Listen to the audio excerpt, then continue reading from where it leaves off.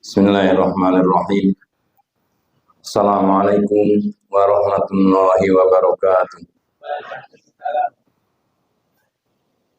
Innal hamdalillah nahmaduhu wa nasta'inuhu wa nastaghfiruh wa na'udzu billahi min syururi anfusina wa min sayyiati a'malina.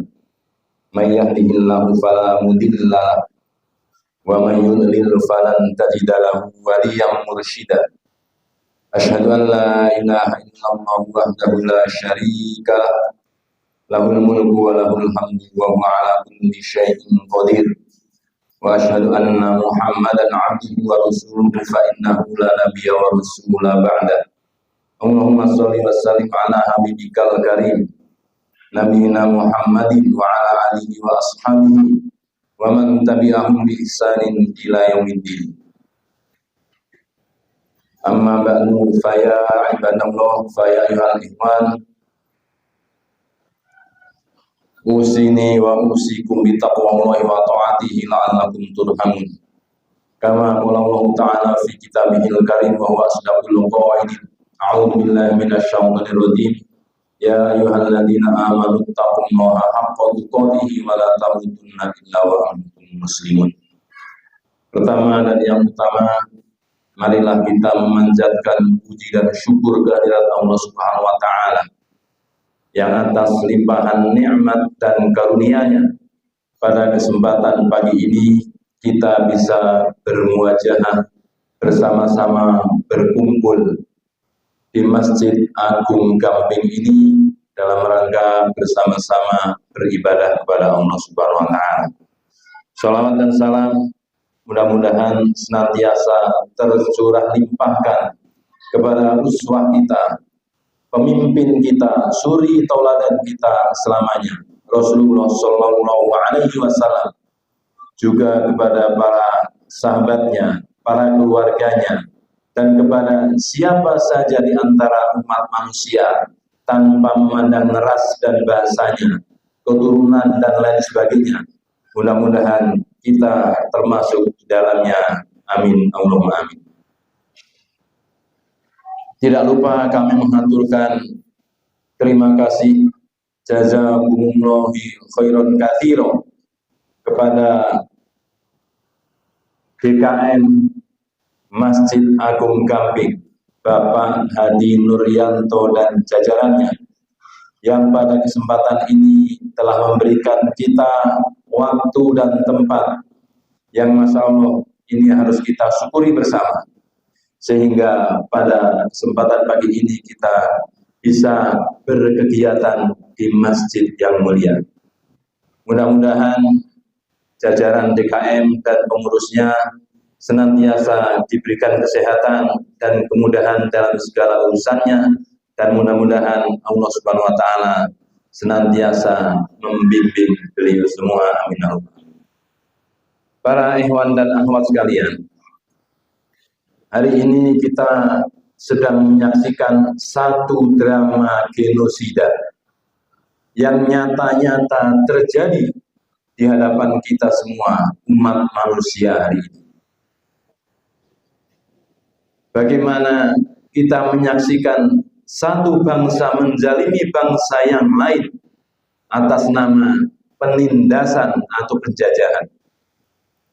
Diawali dari satu keyakinan bahwa mereka adalah bangsa yang superioritas atas bangsa yang lain. Inilah yang diyakini oleh orang-orang Zionis Israel hari ini. Mereka menganggap dirinya adalah bangsa yang lebih mulia dari bangsa yang lain. Mereka menganggap dirinya adalah ras yang lebih baik, ras yang unggul, sehingga dengan segala keyakinan itu mereka menghalalkan segala cara untuk apa? Untuk menindas umat Islam yang ada di Palestina. Mereka berkeyakinan bahwa bangsa-bangsa di luar mereka adalah goyim atau bangsa binatang yang boleh diperlakukan dengan sekehendak hatinya. Inilah bukti dari salah satu firman Allah Subhanahu wa taala dalam surat Al-Maidah ayat 85, awal juz ke-7. Allah menyatakan a'udzubillahi minasyaitonir rajim. La tajidanna asyaddan nasi adawatan lil ladina amanu yahuda wal ladina asyraku wa la tajidanna aqrabahum mawaddatan lil ladina amanu alladina qalu inna nasara dzalika bi anna minhum qissisina wa rubbana wa annahum la yastakbirun. Sungguh akan kalian jumpai permusuhan yang paling keras terhadap umat Islam dari kalangan manusia, yaitu dari kalangan siapa? Orang-orang Yahudi, walladzina asyraku, dan orang-orang musyrik. Inilah yang Allah beritakan kepada kita sekalian, bahwa memang permusuhan mereka terhadap umat Islam amat sangat besar, amat sangat dahsyat, dan amat sangat keras. Dari berbagai media kita bisa menyaksikan bagaimana pembantaian yang dilakukan oleh orang-orang Zionis Israel kepada saudara-saudara kita hari ini, kurang lebih 40 hari yang lalu dimulainya, dan telah menelan korban. Tadi pagi saya lihat data terbarunya, 13.500 orang yang telah syahid, insya Allah saudara-saudara kita. Menjadi satu keprihatinan kita bersama, bahwa dunia yang tidak berkeadilan hari ini sedang kita saksikan bersama, sedang dipertontonkan oleh satu peradaban yang katanya peradaban modern. Tapi ternyata ketika korbannya adalah umat Islam, maka dunia diam seribu bahasa. Para ikhwan sekalian, semua ini menjadi satu pelajaran bagi kita bersama, bahwasanya nasib umat Islam tidak akan pernah bisa digantungkan kepada umat-umat yang lain. Nasib kita, nasib umat Islam ini adalah nasib kita sendiri yang harus kita pikirkan bersama bagaimana solusi dan jalan keluarnya. Inilah yang nanti insya Allah akan dibahas oleh para pembicara setelah saya. Para ikhwan sekalian, sejarah panjang penjajahan yang dilakukan oleh Zionis Israel atas bangsa Palestina adalah dimulai dari satu peristiwa yang bernama Perjanjian Balfour, yang dengan perjanjian ini kemudian dideklarasikan satu negara haram yang bernama negara Israel, yang hari ini didukung oleh negara-negara besar. Ini adalah satu sejarah panjang perjalanan yang mereka perjuangkan bagaimana supaya mereka mempunyai satu negara, walaupun negara yang mereka dirikan ini berdiri di atas penderitaan saudara-saudara kita bangsa Palestina yang notabene merupakan pemilik sah dari tanah Palestina itu sendiri. Akar masalahnya adalah ketika pada tahun 1948, ketika kemerdekaan yang mereka klaim sebenarnya bukan kemerdekaan, tapi adalah pencaplokan tanah atas bumi Palestina yang mereka lakukan. Kemudian lewat berbagai intrik dan berbagai macam lobby-lobby internasional, kekuatan mereka semakin membesar, dan pada akhirnya saudara-saudara kita bangsa Palestina semakin terpinggirkan menjadi bangsa yang termarginalkan di tanah-tanah mereka sendiri. Masya Allah. Para ikhwan yang mulia, sesungguhnya melihat sejarah Palestina mirip sekali dengan apa yang terjadi pada bumi Nusantara, bumi yang kita diami hari ini. Karena bangsa Palestina yang terjajah juga sama nasibnya dengan kita yang dulu selama beratus-ratus tahun dijajah oleh bangsa asing. Sehingga menjadi hak mereka untuk memperjuangkan kemerdekaan mereka hari ini. Mereka berhak untuk terus berjuang.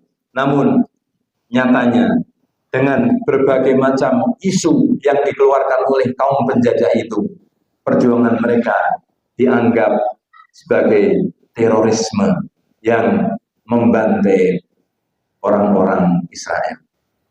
Sebenarnya berbicara tentang Palestina bukan hanya baru kemarin tanggal 7 Oktober ketika badai Al-Aqsa mereka kumandangkan, tapi ini adalah perjalanan yang amat sangat panjang semenjak tahun 48, hampir 70 tahun lebih perjalanan penjajahan bangsa Israel atas bangsa Palestina.